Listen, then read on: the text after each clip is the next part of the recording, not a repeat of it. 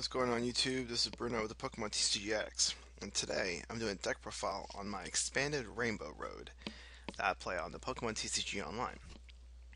The deck name Rainbow Road comes from the Pokemon Xerneas' attack, Rainbow Force. For a fairy and double colorless, it does 10 damage, plus 30 damage for each different type on your bench.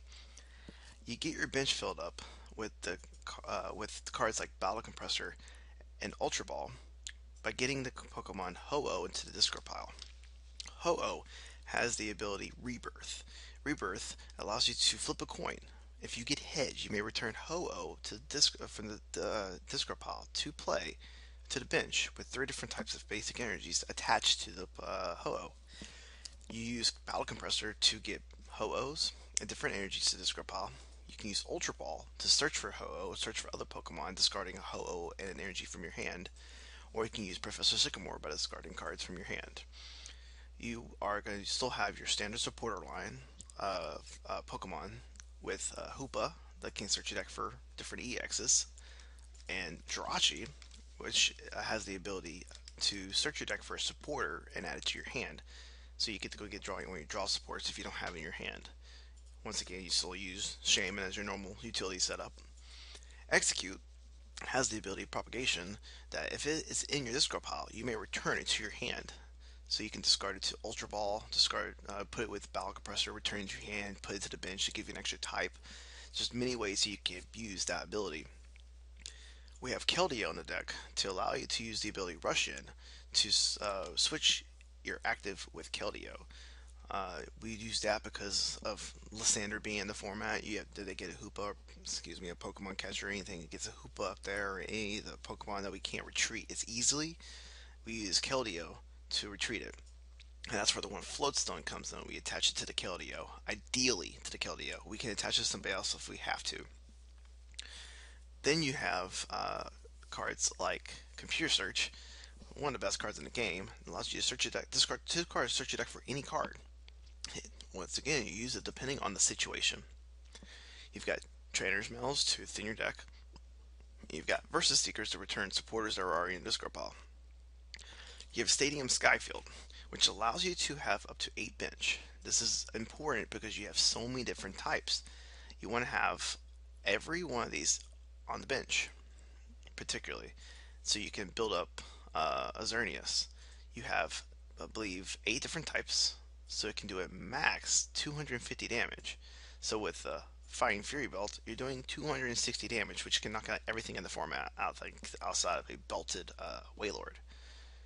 Now, you still have your standard supporter line, except this deck runs one Colress. Colress, if you don't know, allows you to draw a card for each bench Pokemon you and your opponent have. So you use your Pokemon, hopefully you have 3 or 4, and your opponent has 3 or 4. You're going to be drawing about as many cards as you would with the Sycamore, but without discarded. In this deck, you kind of want to use the cards in your discard pile, so it's okay to use the Sycamore a couple times, but you don't want to deck off, of course. 2 ends, again, like my other decks, I don't like playing more than 2 ends. I don't like giving my opponent a brand new hand. 2 Lysanders for those ideal situations where you just need to scoop something up out of the bench to prolong some time, or to go and snipe something to get some prizes. You have Energy Switch, which is one of the key trainers in the deck, which allows you to switch a basic energy from one Pokemon to another. You use this card in combination with Ho-Oh's ability to return itself and one of your 3 different types. And particularly, you want to grab a fairy energy, because that's Xerneas' main type, is fairy. Then you have your standard 4 DCEs, which all your main attackers all have a DCE plus the type of their attributes. Now, ideally, you can be swinging for 130 plus damage on turn 1 in this deck. It's not as difficult as people think it can be. It's far-fetched to have Magical Christmas Land, but you can have hands where you can Ultra Ball or Battle Compressor, one of Ho-Ohs, and the energy of the discard pile. You have Xerneas on the bench. You use Ho-Oh's ability to return, ideally, a Fairy Energy, a Ho-Oh, from the play.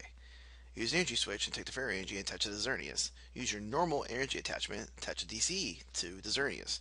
Use Shaman to refill, Sycamores to refill, etc., etc. But You ideally can be swinging for 130, 160 plus damage on turn one, which is insane. It's one of the fastest damage output decks in the format. Now, there are bad matchups, there are good matchups. I haven't played enough of the format to really get a good grasp yet. I'm still trying to see how it is.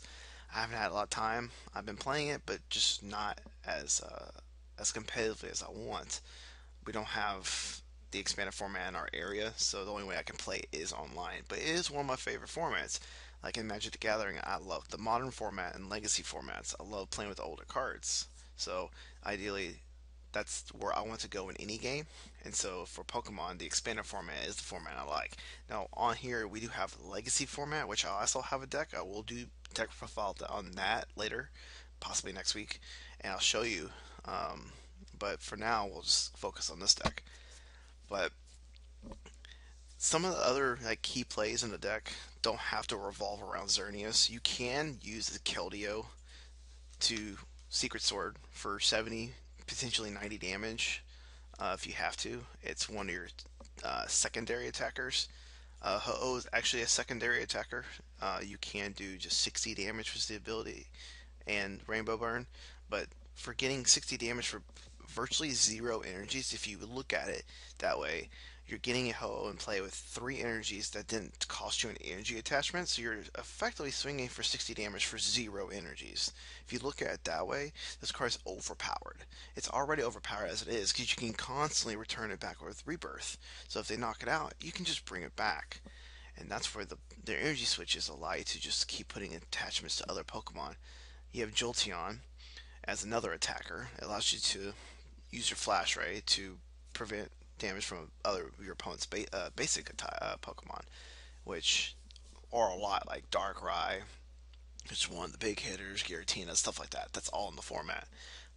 Those are some of the Pokemon that can give you problems, and so he's basically your second or third option, but your first option would always be Xerneas. Now, there's only two in the deck because you go through your deck so much, you don't need multiple copies of all these cards. That's why there's just a one Floodstone for the one Keldeo. But you'd be surprised on how consistent the deck really is. You can be setting up 6+ Pokemon on your bench and have a fully powered Xerneas with Fire and Fury Belt on turn one, swinging for almost 200 damage. Yeah, it sounds insane. It's because it is. It's one of the like most efficient decks in there because you're cheating cards into play that you shouldn't be doing. You're using Ultra Balls and Battle Compressors to get these Ho-Ohs in this pile, and you're cheating them in play and getting around your energy attachments. So you're doing so much damage just so fast. It's just one of the best decks imaginable. It's just like the Blastoise with Archie's Ace in the Hole, where you get the Blastoise from the Discard pile and put it directly into play. You get to deluge energies. Yes, you're deluging energies and getting those extra energy attachments, but you have to have those cards in your hand. This deck all it needs is the energies in the discard pile. Yes, it's a coin flip. I have had a game where I flipped 9 tails in a row and lost the game because I couldn't get the one Ho-Oh in play. But that's variance. You can't do anything about it. But outside of that, this deck is very, very fun. I would recommend you go try it out. It's not too hard to build. The Ho-Ohs are probably gonna be the hardest card to get because it's older. It's one of the harder cards or one of the older cards in the deck. So it may cost you a few packs, but it is out there. You can get your hands on them. But if you have any questions or comments, leave them down below. I would like to see any suggestions or any pros or cons. If you have any good ideas, I'd like to hear them. And as always, please subscribe. We're trying to get the channel built back up to where it was a few years ago. I am doing a join up with the Pokemon TCGO 409.